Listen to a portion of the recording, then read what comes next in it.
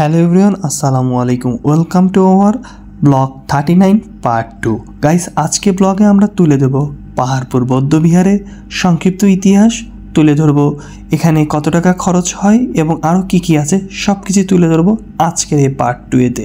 তো আমাদের যারা বাংলাদেশি আছে তাদের জন্য এখানে টিকিট 20 টাকা, বাইরের দেশে 300 থেকে 500 টাকা।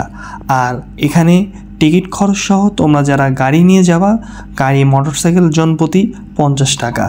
সো আমাদের টিকিট কেটে আমরা ডিরেক্ট এখানে চলে আসলাম। এখানে বাংলা এবং ইংলিশে পাহাড়পুর বৌদ্ধবিহারের সংক্ষিপ্ত ইতিহাস দেওয়া আছে, যা তোমাদের একটু পরে শোনাবো আমরা। দেন আমরা পাহাড়পুর বৌদ্ধবিহার রাস্তা ধরে আমরা ঠিক বিহার দেখতে চলে আসছিলাম। আর এখানে যারা তোমরা ব্লগ ভিডিও অথবা এক্সেট্রা যে কোনো ভিডিও তোমরা করতে চাও, তাদের জন্য সব ভিডিওই allow without any drone shoot. এখানে কোনো ধরনের ড্রোন শ্যুট অ্যালাউ না।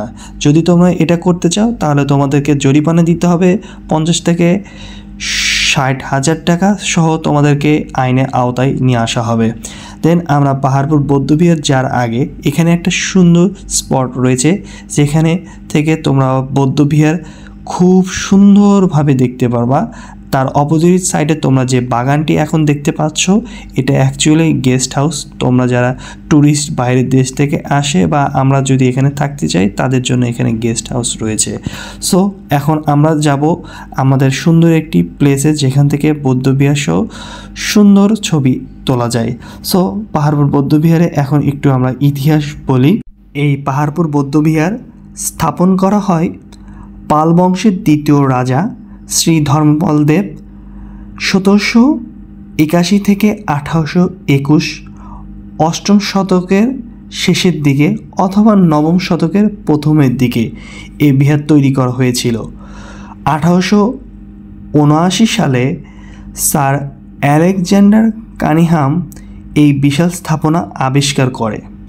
পাহাড়পুর বৌদ্ধবিহারকে বলা হয় পৃথিবীর সবচেয়ে বড় বৌদ্ধবিহার, যা 300 বছর ধরে বৌদ্ধদের বিখ্যাত ধর্ম শিক্ষাদান কেন্দ্র ছিল। সো এটাই ছিল পাহাড়পুর বৌদ্ধবিহার খুবই সংক্ষিপ্ত ইতিহাস।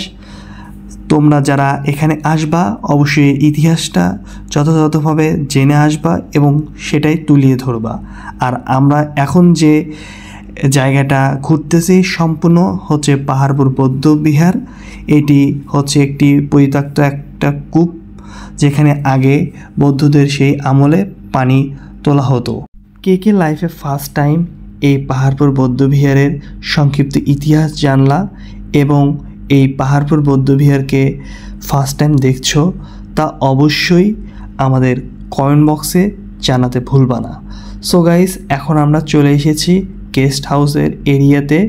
এখানে অ্যাকচুয়ালি বিদেশি অনেক ফরেনাররা আসে দেখে এই অঞ্চলটা অনেক সুন্দরভাবে সাজানো হয়েছে এবং এই রাস্তা থেকে সম্পূর্ণ পাহাড়পুর বৌদ্ধবিহার খুব সুন্দরভাবে দেখা যায়। তোমরা ইতিমধ্যে দেখতে পাচ্ছ।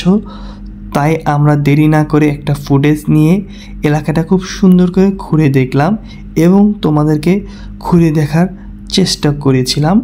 সো গাইস, এই এলাকাটা সত্যি কথা খুবই সুন্দর করে সাজানো হয়েছে আমাদের গেস্টদের জন্য।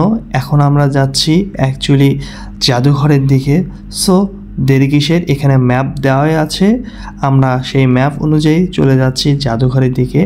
তো তোমাদেরকে একটা কথা বলে রাখি, এই জাদুঘরে যার যে রাস্তার পরে কিন্তু আরেকটা এরিয়া। সো তোমরা যদি এই রাস্তা ক্রস করো, অর্থাৎ জাদুঘর যেখান থেকে শেষ, সেখান থেকে তোমাদের যে 20 টাকাতে টিকিট কেটেছিলে তার পাওয়ারও শেষ, অর্থাৎ মেয়াদও শেষ। তারপরে যদি তোমরা একবার এই রাস্তা ক্রস করে বের হয়ে যাও, তোমাদেরকে আবার নতুন করে টিকিট কাটতে হবে।